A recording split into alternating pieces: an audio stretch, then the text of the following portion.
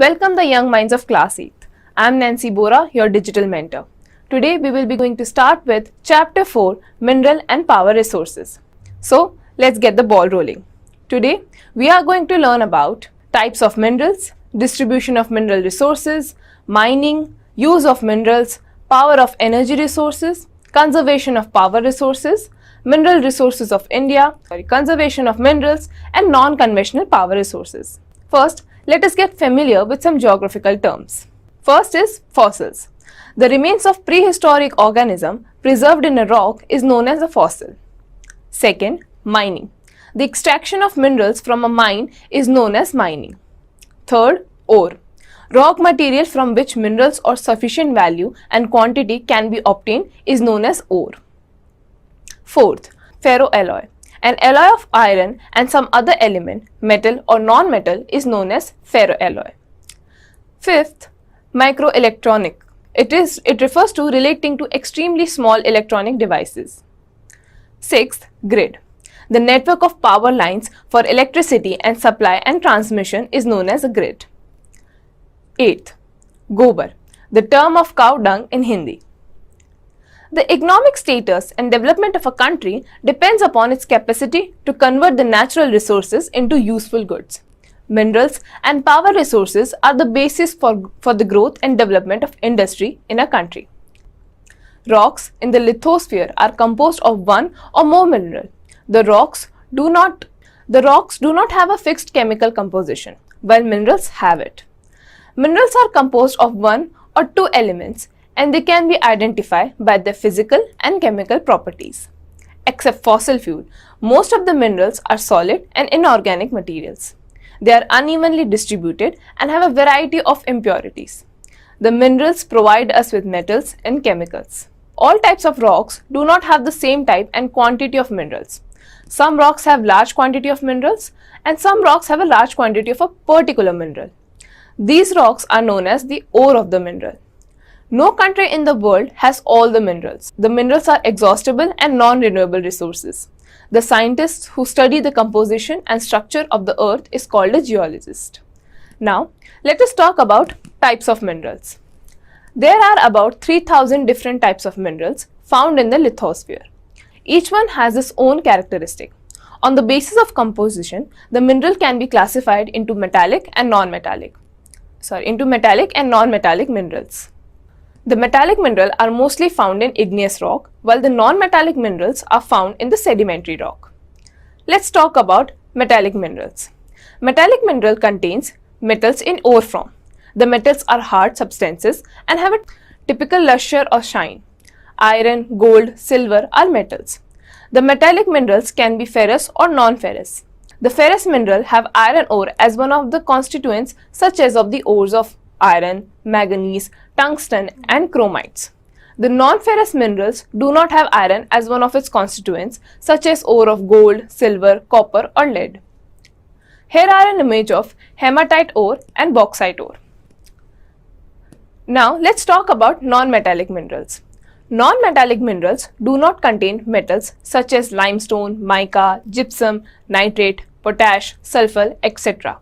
The mineral fuels such as coal and petroleum are also non-metallic minerals. Now, let's talk about properties of minerals. The important properties of minerals are as follows. First, hardness. It refers to the resistance to scratching and breakage. Hardness of minerals is measured by Mohs scale. Second, solubility. Several minerals like salt are soluble but quartz is insoluble. Third, color. Color is any mineral's most precious attribute. Some minerals are colorless, others are green, blue, pink and white. Here are an image of minerals that are very hard. Now, let's talk about mining. The extraction of mineral is known as mining. There are three main types of mining, depending on where and how a deposit is located. It is cheaper to mine a substance when it is on the earth's surface or close to it. Many minerals are found deep in the earth. Some might be under the seas, rivers and lakes.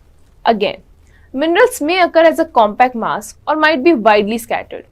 Therefore, we have different processes to deal with different minerals: open cast mining, placer mining and underground mining. Here is an image of open cast mining. Now, let us talk about open cast mining.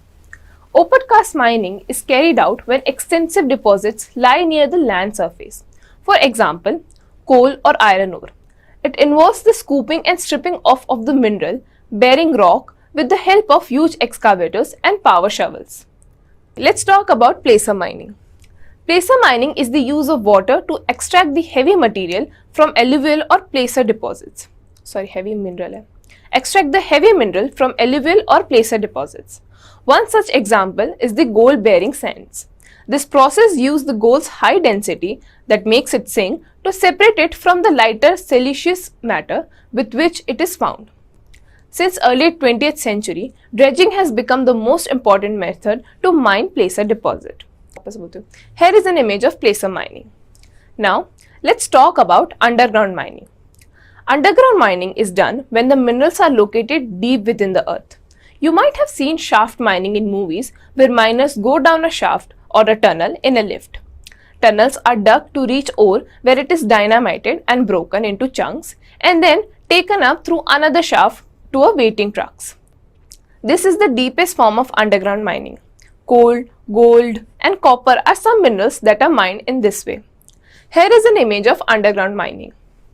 Now, let's talk about drilling. Drilling is another underground mining process carried out to extract oil or natural gas from deep within the earth. Drilling is done in many ways depending on the size of the opening, the type of rock and the level of mechanization. Now, let's talk about some conditions which are essential for mining of minerals. First, minerals should be useful. Second, the concentration of mineral of deposit must be economically viable. Third, the mining area must be easily accessible. And fourth, some rare minerals can be obtained only by specialist knowledge. Now, here is an image of oil drilling. Now, let's connect to geography. Asia produces more than half of the world's tin. Now, let's talk about distribution of mineral resources. The distribution of mineral is not uniform throughout the world. Let's talk about Asia. At least 60% of the world's known oil and natural gas deposits are found in Asia. Southwestern Asia especially. The area under the Persian Gulf and Indonesia, Malaysia and Siberia produce large quantities of petroleum. Large reserves of coal are found in the Siberia, China, India, Japan, Indonesia and Korea. Asia is the primary source of much of the world's tin and graphite. Tin is specially found in a belt running down in Malay Peninsula to Indonesia. Iron ore is extracted in China, India and Siberia. Iron ore is extracted in China, India and Siberia. Sri Lanka and Myanmar are famous for precious gems and golds, nickel and platinum are found in Siberia. Tungsten, lead, manganese, copper, bauxite as well as phosphates and many other non-metallic minerals are also found here. Now, let's talk about Europe. Coal is found most extensively in Britain, Spain, France, the Ruhr Valley of Germany, Belgium, Poland and Ukraine. Oil and natural gas deposits lie throughout Europe, with the two most important regions within Russia and the North Sea. Norway and the United Kingdom have trapped gas and oil from beneath the North Sea. Nickel, tin, bauxite, copper, gypsum, manganese, lead and iron ore have been mined extensively and traded. Marble is found extensively in Italy. Precious natural resources like gold and diamonds. Now, let's talk about South America. Andes ranges have large reserves of platinum. Chile has reserves of copper and zinc. Other minerals found are iron, lead, zinc, silver and bauxite. Brazil, Guyana, Suriname and Venezuela are among the world leaders in mining bauxite and aluminum ore. Gold and diamonds are found along the Amazon basins. Gold is found in Brazil, Guyana and Ecuador. Colombia leads in production of emerald. Iron ore and tin are abundant in Brazil. Petroleum is produced in substantial quantities near the base of Andes, especially in Venezuela, Colombia, Peru and Ecuador. Argentina and Bolivia export large quantities of natural gases. Let's connect to geography once again. An ounce of gold can be stretched into 80-kilometer long wire and flattened into translucent sheet of 10 into 10 meter in area. Now, let's talk about North America. Enormous amounts of coal are mined in the Appalachians and Pennsylvania. Iron ore is mined near Lake Superior. The Canadian Shield is also a storehouse of minerals and has large deposits of iron ore. Canada has large quantities of nickel. Copper is mined in the Rocky Mountain and around the Great Lakes. Petroleum of black gold is found in large amounts. Major oil fields are located along the Gulf of Mexico in US and Mexico, in the south central USA and California, and in Alaska and Alberta in Canada. Large amounts of uranium, copper, silver, zinc, nickel, and lead are found in North America. Mexico is world's largest producer of silver, and Jamaica is leading source of bauxite. Ontario in Canada has the world's largest gold mine. Now, let's talk about Africa. Africa's known mineral wealth places it among the world's richest continents. It is the world's largest producer of diamond, gold, and platinum. A large portion of the world's diamonds comes from South America, Botswana and Zaire. The other minerals found here are copper, iron ore, uranium, cobalt, chromium, and bauxite.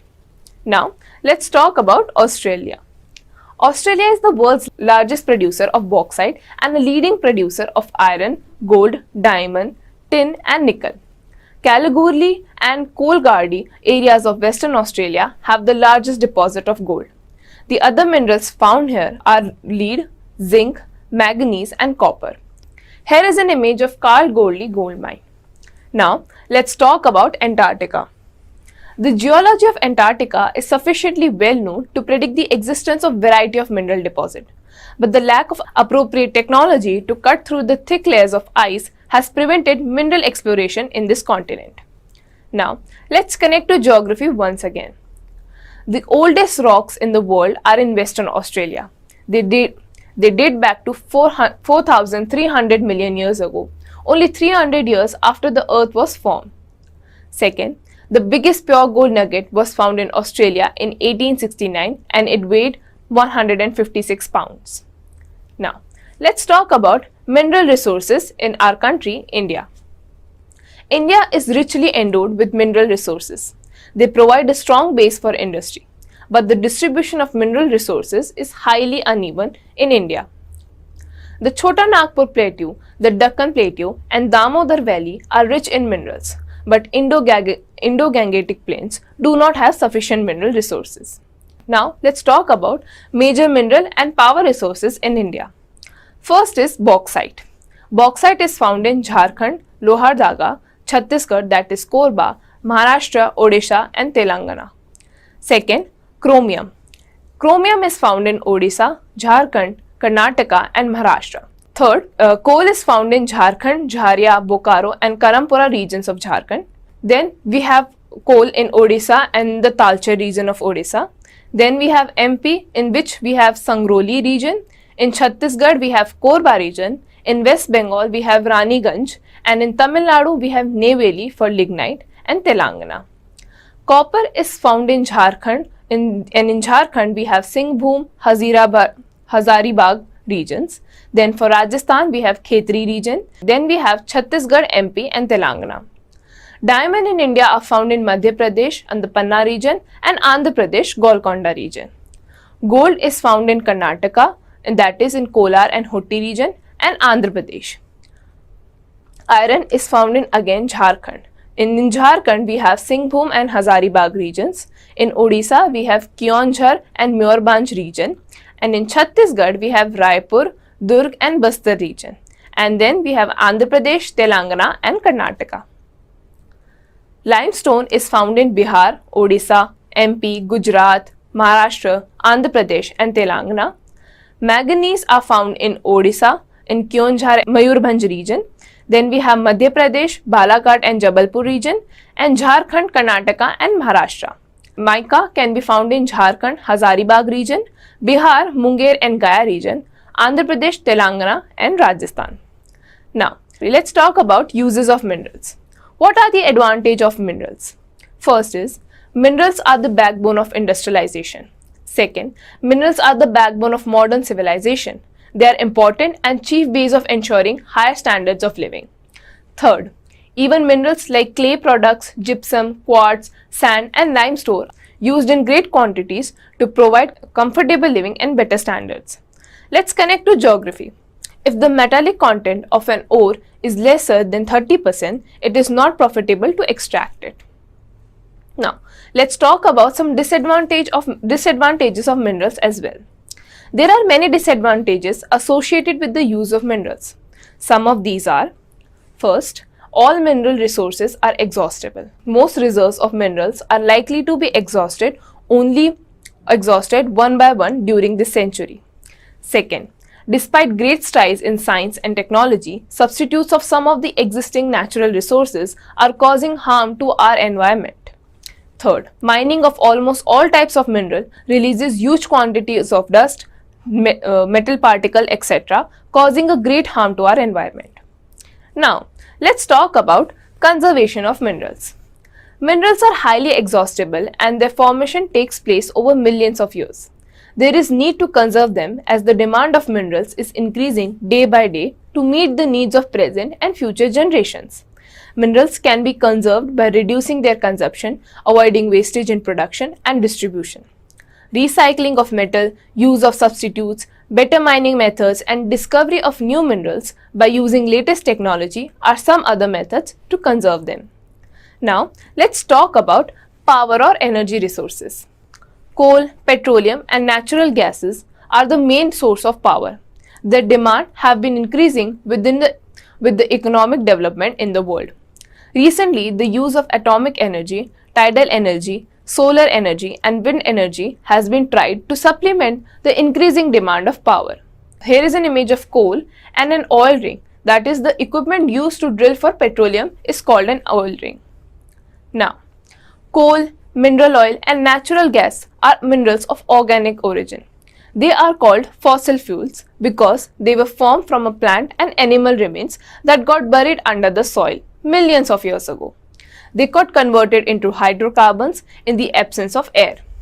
Mineral oils and natural gas are generally found in sedimentary rocks that were once under shallow seas. Decomposed remains of marine organisms, animals, other marine creatures were buried and converted into oil and gas under heat and pressure of overlying rocks. The oil and gas got squeezed under the pressure of overlying rocks. Today, the reserves are found trapped within layers of impermeable rocks in the anticlines of sedimentary rocks. All sedimentary rocks of the world are potential oil-bearing rocks. However, it is not economically viable to extract oil in every belt. Areas with large deposits are called reservoir rocks. Some sources of energy like coal, petroleum, and natural gas have limited reserves and are likely to be exhausted. Some sources derived from plants and animals can be renewed. The non-conventional sources of power like the sun, wind, tide, geothermal sources, etc. are inexhaustible. Let's connect to geography again. Cooking coal is the hard, porous combustible residue that is produced when coal is heated in closed oven. Now, let's talk about non-renewable resources. First is coal. Coal is a fossil fuel. It is the product of ancient plant remains that have been compacted and altered by heat and pressure over millions of years. The resulting product becomes a combustible black rock composed mainly of carbon. It is mainly used as combustion fuel to generate electricity and make coke for the steel industry. Today, coal is one of the most widely used energy resources. It is being used for various purposes such as heating of houses, as fuel for boilers and steam engines, and for generation of electricity by thermal plants. It constitutes about 70% of total commercial energy consumed in the country.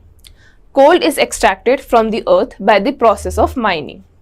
It is advantageous to use coal because it is affordable and reliable.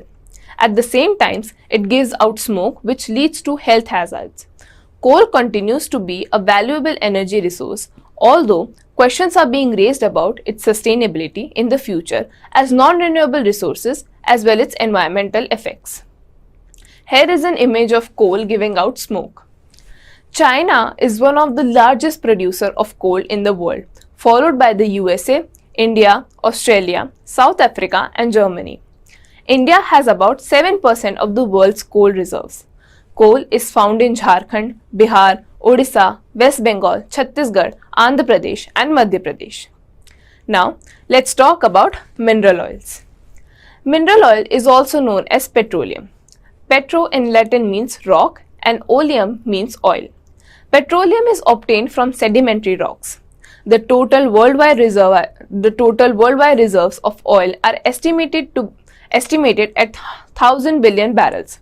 About 2/3 of this supply is contributed to the country of the Persian Gulf. Presently, Saudi Arabia is the largest producer of oil in the world. The Gulf countries, along with Russia, Venezuela, Mexico, Libya, and Nigeria, account for nearly 90% of world's known reserves. Oil is also found in USA, UK, Norway, Denmark, Germany, and Netherlands. Oil in our country was first discovered at Digboi in the Assam region and later at Mumbai High in Maharashtra. Crude mineral oil, when refined, yields a variety of products like petrol, diesel, kerosene, etc. The other byproducts include raw materials for chemical fertilizers, lubricants, synthetic fibers, and drugs. Mineral oil has great importance in the present-day industrial world. Till independence, oil was drilled only in Assam.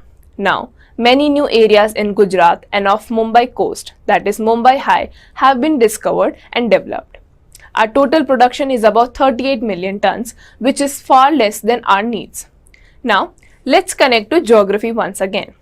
The first man to have discovered petroleum was Samuel M. Keir, who in 1848 found it by chance in wells on the banks of the Allegheny River of Pennsylvania in the USA. The first oil was drilled by Edwin L. Drake at Titsuville in Pennsylvania. Now, let's talk about natural gas. Natural gas is a fossil fuel which is found along with petroleum deposits deep under the Earth's surface. Hence, when crude oil is extracted, natural gas also comes out with it. Natural gas gives off a lot of heat and light when it burns, but does not produce smoke. That makes it a good fuel for use at home. It is also used in industries. Very few countries actually have sufficient natural gas reserves of their own. The main producer of natural gas are Russia, Norway, UK, and Netherlands. In India, places like Jaisalmer, Krishna Godavari Delta, Tripura, and some areas offshore in Mumbai have natural gas resources. Now, let's talk about hydroelectric power. The force of flowing water has been harnessed since long for grinding grain and for generating hydroelectricity. It is a clean, non-polluting source which gives electricity at a much cheaper cost than other resources. Only the initial cost of setting up hydel power plant turbines and transmission lines is higher compared to other resources. Now, let's connect to geography once again. Other than fossil fuel, there are alternative sources of energy that are tidal power, solar biomass, and nuclear energy. 20% of the world's electricity comes from hydel power. Many developed countries of the world are sustaining their industry on hydel power. Example: Japan, USA, Sweden, Norway, and Switzerland. In India, hydel power is developed and generated by several power plants like Bhakra, Nangal, DVC, Hirakund, Rihan, Tungabhadra, Chambal, Kosi, Mahatma Gandhi project situated on Jog Falls on river Saravati, and Sivasamudram on Kaveri in Karnataka. There are hydel power projects in the foothills of Himalaya, in the Western Ghats and the Tata Hydel Agency grid. Here is an image of Bhakra Nangal Dam. The problem faced by hydel power in that dam cost a lot of money and take years to build. Moreover, large dams and lakes require displacement of a large number of people so they are always under controversy. For example, the Narmada project in India. Let's connect to geography once again. the world could produce about 1.6 lakh megawatts of power through non-conventional energy sources and also save the environment from pollution. Now, let's talk about non-conventional power resources. Non-conventional sources of energy are the renewable sources of energy that are produced from the sources of sun, wind, water, tides, etc. The increased consumption of fossil fuels has resulted in rapid depletion of these resources. Burning of fossil fuels has created large-scale pollution. With the rising demand of oil, their availability in the near future is also bleak.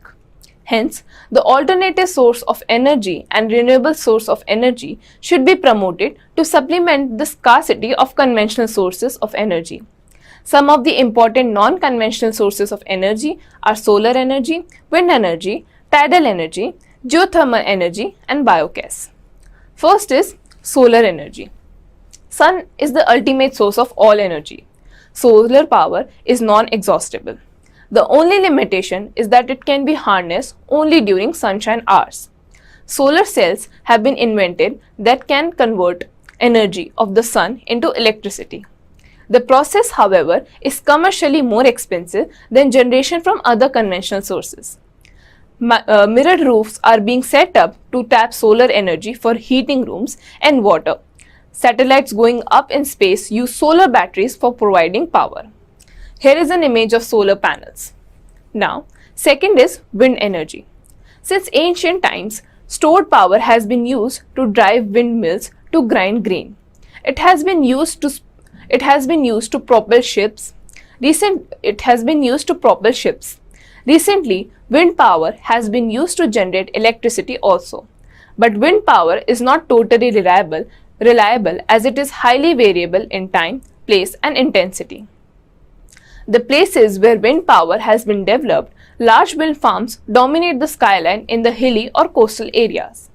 Areas where there is great potential to develop this power are the Pacific Northwest coastal area and the coastal region of northeastern USA and southern California.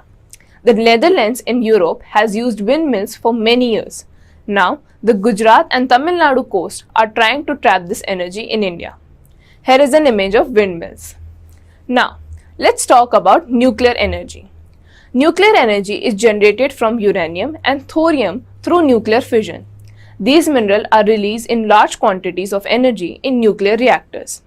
The United States, United Kingdom, and Russia have large nuclear reactors. In India, Rajasthan and Jharkhand have enormous deposits of uranium. Thorium is found along the monazite sands of Kerala. There are 6 nuclear power stations in India, namely Kota, Narora, Kalpakkam, Kega, Kakrapara and Tarapar. Here is an image of nuclear power plant. Now, let's talk about geothermal energy. Energy produced from the heat of the Earth's interior is called geothermal energy. Temperature increases as we go deep into the Earth's interior. In volcanic regions, the heat energy is available in hot springs and geysers. Geothermal energy is used for cooking and bathing. New Zealand, called the land of hot spring and geysers, is one of the largest producers of geothermal energy. Yellowstone National Park region in the United States is the leading producer of geothermal energy, followed by Iceland, Philippines, and Central America. In India, geothermal energy is produced near Manikaran in Himachal Pradesh and Puga Valley in Ladakh. Here is an image of geothermal energy. Now, let's talk about biogas. India leads in converting organic waste, especially human and animal waste and cow dung, etc., into fuel for cooking and lighting are called biogas. The project is aimed at utilizing biodegradable waste in villages and cities. Now, let's talk about tidal energy. They are regular phenomenon on sea coast. Technology is still in its infancy. In recent years, new interest is being shown in hydro energy or energy from water. They are also concerned with the harmful effects resulting from the use of fossil fuels. Here is an image of biogas and tidal energy. Now, let's talk about conservation of power resources. Increasing world population and the demands of more and more people to have higher ambitions have resulted shortage and exhaustion of mineral resources. Minerals are non-renewable. Once consumed, they become completely exhausted and cannot be regenerated soon. Fossil fuels are also exhaustible resources. Coal and petroleum resources have been dwindling all over the world. The existing resources of power need to be urgently conserved, saving them for future generations so that they are not deprived of them. Now, let's talk about the ways in which mineral and power resources can be conserved. First, many metals can be reused by recycling like iron, gold, silver and aluminium. Second, we should not waste them. And third, using improved mining technology to minimize wastage during extraction. Fourth, judicious and selective mining. Fifth, using cheaper and more abundant alternatives or scarce mineral. For example, using aluminium, a mineral abundant in India, in place of copper, a mineral scarce in India in the electrical industry. Sixth, using inexhaustible sources of power instead of exhaustible sources. And seventh, undertaking exploration to identify areas with good mineral deposit which can be mined at reasonable cost. Eighth, minimizing the use of fossil fuels. And ninth, using power saving devices. Let's connect to geography one last time. Energy produced by wind energy does not pollute the air. Giovanni Conti first discovered geothermal generated electricity at Larderello, Italy in 1904. It is estimated that Iceland's geothermal energy could provide 1700 megawatt for over 100 years compared to the current production of 140 megawatt. Now, let's wrap up the class and see what we have learned so far. First, minerals are composed of one or two elements and they can be identified by their physical and chemical properties. Second, mineral and power resources are the basis for the growth and development of industry in our country. Third, the minerals provide us with metals and chemicals. Fourth, minerals are broadly divided into two groups, metallic and non-metallic. The metallic minerals are mostly found in igneous metamorphic rocks. Iron ore is found in abundance and can be produced at low cost. The extraction of minerals from the earth is called mining. Iron is most widely used metal. It is the backbone of modern civilization. Next is manganese is used in steel making and manufacturing of alloys. Next is copper is mainly used in electrical transmission of making of alloys like brass, bronze, German, silver, etc. Next is mineral resources are unevenly distributed in India. Most of the mineral deposits are in Chota Nagpur Plateau and its surrounding areas. Next is that coal, petroleum and natural gas are main sources of power. Then mineral oil is derived from organic material in sedimentary rocks. Next is about 65% of the mineral resources are found around the Persian Gulf. And last but not the least, the existing resources of power needs to be urgently conserved, saving them for future generations so that they are not deprived of them. Thank you class for being with us. I hope that you have learned something. We will meet again in the next class.